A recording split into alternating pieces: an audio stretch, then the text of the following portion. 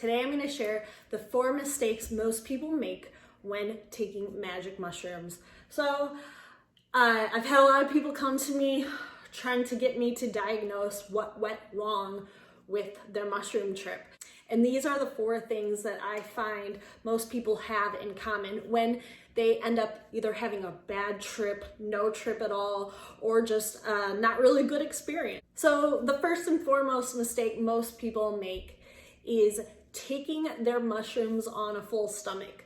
So often people will come to me and they'll say, hey, I took mushrooms, I ate a chocolate, I took 3 grams worth and I didn't experience anything. Were the mushrooms bad? What could have happened?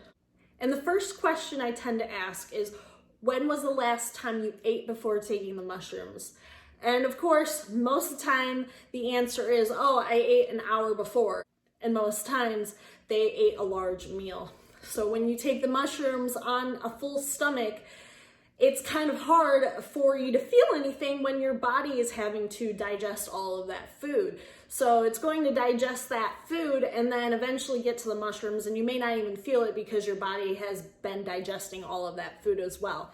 So my tip is to take your mushrooms on an empty stomach. I like to either fast before I take them or take them at least 4 hours after my last meal. The second mistake people make is not weighing out their mushrooms. So most of the time, it's my understanding when people are taking mushrooms, they don't know the exact weight of the mushrooms they're taking, which is a mistake. It's my suggestion, and I've mentioned this in other videos as well, that you buy a kitchen scale and weigh up your mushrooms before you take them. And that way you have an understanding of how much you're taking. And then you can use a video like my video on whether to microdose or macrodose or heroic dose mushrooms. You can use a video like that to better understand what doses that you're looking for, what experiences you're looking to get. So knowing how much you're taking is important as well, because let's say you're trying to achieve, an ego death and trying to help deal with unresolved trauma. Well, you're going to want to know how much you're taking, and then if that is a good dose for you, if that provided good results, chances are you're going to want to take a similar dose in the future should you dose again.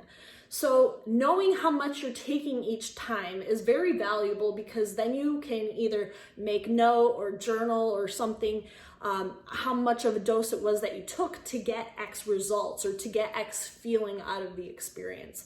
So definitely always weigh up your mushrooms, and be sure too that you're understanding that the mushrooms that you should be weighing out, 9 times out of 10 when people are talking about a recommended dose, they're talking about dried weight. So mushrooms that have been dried or put in a dehydrator instead of wet or fresh mushrooms. There is a difference when you weigh those up, and 10 grams wet looks a lot different than 10 grams dry. So be sure you are weighing up your mushrooms, and then you also understand that 10 grams different looks different than 1 gram wet. In my video on set and setting, I go into much more detail on this topic, but the third mistake people make is not having a good set and setting. If you were a teenager and you experimented with mushrooms, I'm gonna go ahead and guess that you did it all wrong, and you did it where your set and setting was just not the right place, not the right time to be dosing with mushrooms. So let me explain a little more. Set and setting refers to your mindset when taking mushrooms, as well as the setting, your environment when you take your mushrooms. And it's been my experience when I was younger that my set and setting was all off. I was in a really bad mind state. Like, I had social anxiety, and I was doing mushrooms at a house party full of all the popular kids. So you want to be sure that when you are dosing your mushrooms, you're doing it with as good of a mindset as you can start with, and normally having a positive intention helps that. But also you want to be sure that your environment in which you're doing mushrooms in is like top notch, And by that, I mean, you're either doing it outside in nature, somewhere where you're comfortable, or maybe you're doing it inside your house, laying on your bed, but your house is clean. Because nothing sucks more and feels more energetically awful than when you do something like mushrooms and the environment is all sloppy and disheveled. It makes the entire experience feel sloppy and disheveled. So being sure that you're doing it in a good environment amongst people that you trust or love, and also just being in a good headspace, as good of a headspace as you can be, is a key factor in having a positive experience with mushrooms.